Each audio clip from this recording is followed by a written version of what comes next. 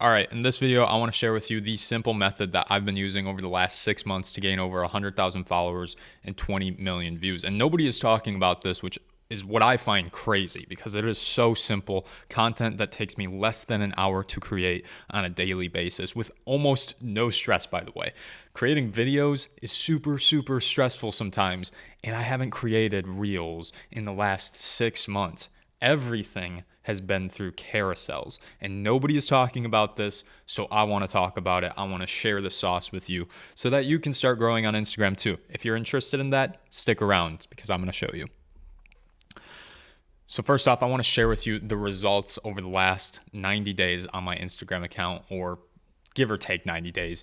And these are just some of the posts that I've made. These aren't even all of the posts that I've made. These are just some of the posts that have gotten me over 200,000 views each, and within that have gained me, these posts in particular have gained me about 10,000 followers. But if we're looking at the analytics here, if we're looking at the metrics, every single one of these posts has gotten 200,000 plus views, and even some at the bottom here have gotten millions of views. So nearly a million views there, 1.1 million views on that post to the side of it. But with all of these, you can see the metrics are pretty crazy if we're considering what good posts look like. And I'm going to break down how I got to this point pretty soon here. But if we're looking at these are the metrics that I'm looking at. I'm looking at the shares. Oh, wow, that's a big marker size. Let's bring that down. I'm looking at the shares and saves. Why? Because those are so important to the algorithm. Plus, they're showing that my content is valuable. Don't get me wrong. Likes, comments, views, they can share a little bit with you to see, okay, people like this, but honestly, I've had posts get a lot of views and do almost nothing for me. It seems like Instagram will share posts to more people if they get views, but that doesn't always mean that they're going to come back to this post or that they're even going to follow you, that they found it valuable enough. It's just like Instagram's pushing out this content to people that don't even want to see it, which is weird. But with shares and saves, it indicates something to us much different than views or likes. It shares, this was valuable, I need to share it with someone else, which I'll get into that. I'm getting ahead of myself. I just wanted to share with you some of the posts over the last 90 days that have done extremely well. And in between these posts, I want to say there hasn't been a graphic post that I've made in the last 5 to 6 months that hasn't got 100,000 views, which to me is insane. I've been making content on Instagram for the last 2 years. I have 250,000 followers. And yes, I've gained a lot of followers through Reels because that's how most people grow on Instagram. And I thought for the longest time, this was the only way to grow. You have to be good at making Reels. You have to be good at editing. You have to have good cameras. It's just a lie. It's a lie. It doesn't need to be that way. Why? Because I've grown more and faster doing less work with carousels. These things are crazy. I'm not spending hours creating a video that flops and gets 10K views. Instead, I might take 30 minutes, make some carousels, and it gets 100,000 views. It's wild. It saved my burnout. It saved my creativity. I've gotten insanely more creative since I've been making these things. And I want to share this with you because I want you to do this too. So in between all of these posts that have gotten 200,000 plus views, which by the way, with these 9 posts, the average is 500,000 views per post. In between all of these, I'm also making graphics that get 100,000 views. And those matter too. Why? Because they're just there. They're still getting a good amount of engagement. They're still getting a good amount of shares and saves. And I probably get about 100 followers at least per post, which is crazy. If I make 30 posts, if I make one post a day on Instagram and I'm getting 100 followers per post, that's 3,000 followers if I'm doing my math correctly by the end of the month. So one post a day equals 3,000 followers. If I'm thinking by the end of the year, I'm gaining 36,000 followers. Yes, that's the correct math, 3,000 times 12. Sorry, I'm not coherent enough to be doing math this quickly. It's super hard math too, so you should understand this. But I want to talk about how this all started. So the way that this started was February 9th, I made my first graphic post in this style. This was a test, and this is something that I'm going to be humble about this, but I think I'm incredibly good at this when it comes to content creation. I notice trends, or I notice something that I think would work, and I test it out. If it gets good enough engagement for me, I test again. So I call that the verify. And then you'll see here, it's crazy how often this works. So I tested out this post. I tried out a graphic post. I made some carousels. And by the way, I think there was a total of 6 or 7 slides in this first one, which is wild to think, okay, you just made 7 slides, you posted it. It did pretty well. So what did I do? I posted this. It got 133,000 views, which is really, really good for anybody. Anybody posting, getting 133,000 views. I think we have this inflation of what a good post means. And if it doesn't get millions and millions of views, it's not a good post. Totally untrue. Some people work for 3 years to get 10,000 views. That I remember being in that position. So getting 130,000 views was good enough for me to try this again. So that's what I call the verify. So if we're looking at this first post, I noticed, okay, 893 sends or shares and 2,000 saves. That's really good compared to a lot of my reels, which at the time my reels were getting maybe 50 shares and maybe like 200 saves. You're going to get a lot more saves than shares. It's just easier for people to save things than it is for them to share things. But I also had almost 10,000 likes and almost 100 comments, which if we're looking at the views to likes, that's almost 1 like per every 10 views, which is a very good ratio. That's insanely good. So I saw that and I go, okay, this is good enough for me to try again, right? Like for me to post another one. So the very next day, you can see February 9th, February 10th, I posted the next one. What did I see? I saw a 3 times increase in views, in likes, in shares, in saves. Everything went up. That was the verify. I saw, okay, this is a method that works. There's something here. People like this content. I'm going to continue doing it. So the very next day I posted this, I got 350,000 views. I forget how many people followed me after this one. I think it was maybe 1,000, something like that. It was crazy, which for a carousel post that I'm very new to making, that's a very good indicator for me that I'm going to continue doing these things. Very next day, February 11th, 4.6 million views on this carousel post, which there, I think there were 9 slides in this post. 9 slides got me 4.7 million views. That is wild. I've gotten, that is the most of every single post, every single reel that I've ever made. This is the most amount of views on a single content piece that I've ever made, which is crazy. To me, that blew my mind because I've been making reels for the last 1.5 years. And I've gotten good results with reels. Don't get me wrong. I've had multiple reels get me 30,000 followers. Had multiple reels get 2 plus 3 million views. Those are good. Like, I'm not gonna knock them. Those are good reels. But they also take me a lot longer to make. I think the one reel that got me 25,000 followers and I think this had 2 million views. Maybe it was like 2.5 million views, something like that. But I remember it took me all day to make it. I had to go to different locations and film. I had to script out this thing. I had to edit it. And the editing took, 3-4 hours. This took me, I want to say 45 minutes to make. This post took me 45 minutes to make. And that's also because I'm a perfectionist, okay? I like designing stuff. So it took longer for me, probably just because I wanted to make it look pretty. I wanted to make it branded, like all of my types of things. And I was testing out new types of design here as well. So if we look at this, 318,000 likes, 69,000 shares, and 83,000 saves. Those are phenomenal metrics. Obviously, you're probably looking at this going, yeah, I'll never see that in my life. You don't know that. Why? Because I go from here. I want to make this clear. This was a 2-day difference. February 9th to February 11th. I tested out a method. I verified it. Okay, people like this. And then I see the results 2 days later. People really like this. And I want to say too, from this one, I got 23,000 followers. I saw an 11-time increase in likes, a 13-time increase in views. Oops. a 13-time increase in views, and a 16-time increase in shares and saves. That's crazy. So going from here, we look up here, the results. I want to say, I kept doing this.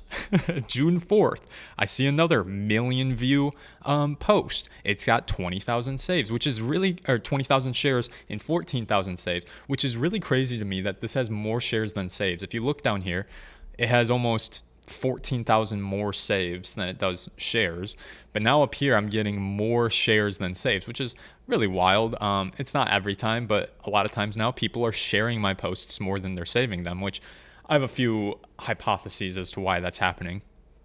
But what has this led to? This has led to, in the last 90 days, getting 10 million views, an increase of, if you're looking there, 33,000 new followers. Yeah, I've got 24,000 people who have unfollowed me, but that's a net growth of 8,000 followers, which I'm fine with. If you unfollow me, cool, don't care, see you later, sayonara. I'm not going to take offense to it because I post a lot and maybe people don't want to see my posts. I don't care. That's not the point of creating. But what we see here is that you're gaining followers consistently. And this is just the last 90 days. This doesn't include the even 4 million views that I got here because this was back in February. This is only counting April, from April to June. So all of February, which is where I had 11 million views in February alone in 1 month, and I gained over 50,000 followers in that 1 month. 50,000 followers in just February alone. Wild to me. That's the single greatest amount of growth I've ever seen on my account. And what does this lead to? Okay, why does this work? Well, one, there's two important things to understand. Key metrics in the algorithm. People always think the algorithm only cares about views and likes. So just try to get as many views as possible, try to get as many likes as possible. It's not true. Shares and saves are by far the most valuable metric to track when it comes to finding content that people want to watch and that's going to grow your account. Why? Because it conveys to us, well, one, this is valuable. This is valuable. Someone else needs to hear this. That's what a share says. A save says, this is valuable. I need to come back to this. So when I'm thinking about my carousels, one, people are sharing them to other people. But more importantly, they're sharing it to their story. And so if someone with 1,000 followers shares my post to their story, now I'm potentially reaching 1,000 new people who I didn't maybe have a chance to reach before, that weren't going to come across my post organically. And so now I'm taking advantage of not only my followers, but also my followers' followers, because they're sharing it to their story. And the algorithm is seeing this and they're saying, is this getting shared? Are people saving this? And how long are people consuming this content for? This is the same thing with Reels. They're looking at, okay, do these people watch past 3 seconds? Do these people watch past halfway mark? But also with carousels, they're looking, okay, did you swipe through? How long did you look at this post for? And they're looking at that as well and boosting this in the algorithm. The added thing about carousels, if your carousel does well, Instagram will push it now to the Reels page. So not only are you getting the benefit of Reels, you're also getting the benefit of carousels, which is getting shared out to your followers. This is by far one of the things that's not talked about at all on Instagram, at least from the creators that I talk to. We're all like, here's how to get more views on Reels. Here's how to get more views on. I stopped making Reels and I gained more followers than I ever have before. This works. People need to take advantage of this. So if we're looking at this from a real world example, let's use what's the word I'm looking for? I don't know. I'm kind of brain dead right now. Let's just take, for example, you have a restaurant. Let's call it Wendy's Diner.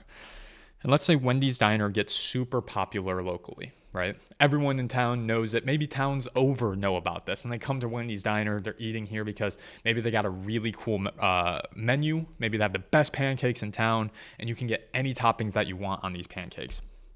So they become really, really well known for this one thing. They have the best pancakes around. They can customize your pancakes. They can make them as great as you want them to be. Now this starts getting bloggers' attentions and people are writing about it. And maybe somebody from TikTok who reviews restaurants comes here because they're hearing all the hoopla about it and they go, I need to check this place out. So they make a TikTok about it. And it just blows up the location. Now everyone's coming here. They're always packed. You have to find a way to get to this place to actually get their pancakes. This diner has two choices. They can become the best known diner, which is what they're in the process of doing, or they can try to become a French 3-star Michelin restaurant, right? They've got the attention. Now let's change everything. I think the clear, obvious thing to do is keep doing the thing that works. You don't need to change everything and become this restaurant that you're not. If it's not broke, don't fix it. But also keep testing, keep verifying, and keep getting results. Eventually, good things do come to an end. So this diner, yes, they might be known for their pancakes, but maybe over time, I'm saying maybe here because it's not 100%. This isn't always the way things work. But they might need to change things up a little bit. Maybe they need to add another thing to their menu. But it doesn't mean stop making pancakes altogether and go try to be a French restaurant. That's stupid and you're going to fail. But I find so many times this here is what creators do. They go, they make content, maybe one thing blows up and all of a sudden they think, I just got to make any content I can think of because it's all going to blow up because this one blew up. It's not true, right? If Mr. Beast makes a video and the concept does super well. Mr. Beast is super well known because he makes these absurd, over-the-top challenges with hundreds of millions of dollars and all these hundreds of players, thousands of players. You lock them in a room. Like, all of these things are super, super absurd. But if Mr. Beast didn't just keep doing that and decided instead, oh, my one video about this $100 million challenge goes viral, let me start vlogging now, and just becomes a vlog channel, people are going to be like, why? I want to see more challenges. Why are you making these videos? I don't want to see these videos. Do what works. Do what people like. And this isn't saying, oh, sell your soul and do whatever do what you like first. And if that blows up, keep doing it. That's the point I'm trying to make here. Okay. So last thing I want to talk about here is I want to give away the sauce, right? You came here to understand, okay, you got 20 million views on your carousels, but how do I make those? I've broken down the two types of carousels that I think most people make, whether they know it or not, and what I think the strengths of each of these are. So I think that the carousels, I know that the carousels that do the best for me growth-wise are these revelational, inspirational types of carousels. So these are things where if we look at it, each slide can be sort of its standalone thought. It can be shared by itself or it can be shared as an individual post. And what this does is it gives you X amount of tries to engage your audience. And I say X amount because it really just depends on how many carousels are you making. Like, each and every individual slide is another try to capture the attention of that person. So what this will do for me is when people look at this, and the topic of this carousel was things nobody told me about following Jesus that hit me like a truck. If we look at each of these slides, they can be shared on their own, right? Someone might really relate to slide number 3, but someone might really relate to slide number 6, and they might share slide number 6 and not slide number 3. Whereas if you make a reel, you only got one chance, right? Either someone's going to relate to the reel or they're not going to relate to the reel. Here, I'm taking that concept and I'm just applying it 10 different ways. Now, someone could relate to, like I said, slide number 3 or slide number 6 or slide number 7, or maybe they relate to all of them and they share every single slide. And now all of a sudden I'm taking up a ton of real estate on someone else's story because they're sharing every single one of my slides to their story. You see, are these things starting to click for you? Why carousels are so strong is because it just gives me so much more time in people's feeds, which ultimately helps me grow. So this is a revelational style carousel that I would talk about. It's pretty relatable, right? It's not like super specific and it leaves things, I don't know. It's not necessarily talking to one specific person, right? It can be very, very personal to somebody, but it can also be very relatable and open, and that anyone can kind of share it, right? Like just looking at this one, it's harder to be silent before God than to perform for him. okay, that's not like super, super personal, right? And it's not like too specific to the point where I couldn't share it with someone. So that's a revelational style post that I think it's more serves kind of inspiration or motivational, and people can relate to it. And so they feel like they can share it with other people. Now, the second type of post is more informative. This helps you build more authority or trust in a subject. This helps you make something that's a little bit more cohesive. Like it's a very like collective post that is all contained within one post, if that makes sense. So one of the carousels that I've made like this is called, if I had to start my Christian content journey over, here's what I would do. And I just give kind of more specific step-by-steps into things that I would do. But these are, you can kind of see, less likely for people to share because there's less relatability there. Someone might not share this to their story because maybe they don't have a lot of followers who are also Christian creatives that would benefit from seeing this, right? Maybe this is just too specific and people don't want to share it just because it's not really going to help anybody. Maybe they share it with one person, but it's not going to get shared to their story. So there's less likelihood for it to gain a lot of virality or engagement. But there's still value in it because I'm teaching and I'm building authority in a certain subject. So we can use both of these types of carousels in a strategy to both grow and also to nurture / build authority in a certain subject. And the reason why these are so easy for me to make is because all I have, if you're looking here, this is my Photoshop document, right? So I create everything in Photoshop, but all I have to do is copy over the next workspace, right? Like I just have these art boards where, okay, I have my fonts, I have my different text layers, and all I have to do is duplicate my art board and change up the words, change up the image in the background, and I still have the same feeling. I still have the same branding, and I still have the same cohesiveness between all of my photos that makes it feel like an actual set. I also make everything black and white to avoid there being a ton of contrast change between all the photos, which makes it harder for the viewer to engage with the thing that is being said. I don't want the attention to be necessarily on the picture in the background. The attention is drawn to the words. The picture in the background, however, does complement the words, right? It helps to convey the story or the message that I'm trying to convey, but it's not there to be the image, right? It's not there to be the thing that's getting shared. It's just there to complement. By the way, I find all the images on Pinterest, I copy it over to Photoshop, and then I add a couple filters to help make it my vibe, right? My branding. And that's all I do. So whenever anyone asks me where I get my photos, I don't take them. I just get them from Pinterest. I don't go to stock photos. Why? Because I'm not making money off of these things and I'm not selling them as prints. People ask me, can you sell these things as prints? No, I'm not making them into prints because I don't own the rights to the photos. I just use them for these graphics to help make the graphics stand out. So no, I will not make prints out of these graphics that I make, even though a lot of people want me to.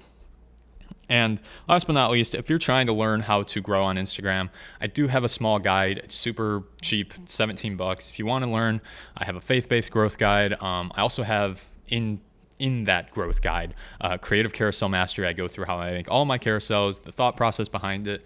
And then I also have a small little, the perfect mirror selfie, because I take a selfie before all my posts. So if you want to learn how to take the perfect mirror selfie, I also have a small ebook in there as well. You can find that all in the link in the description. But guys, I want you to start learning. I want you to start using this carousel method because I'm telling you, it works. It works on Instagram if you're trying to grow. Try using carousels. Try creating things pertaining to the topic that you like to talk about, but use it in a way that is helpful to other people, and you will see the growth that I've seen, or at least you can start to get there as well. Because I mean, I didn't think it would work as well as it did, but it did. So I wanted to share that with you, so it's no longer a secret. The word is out. The jig is up. No one can keep this a secret anymore. Go try making these carousels and see the growth that you deserve. But till next video, take care.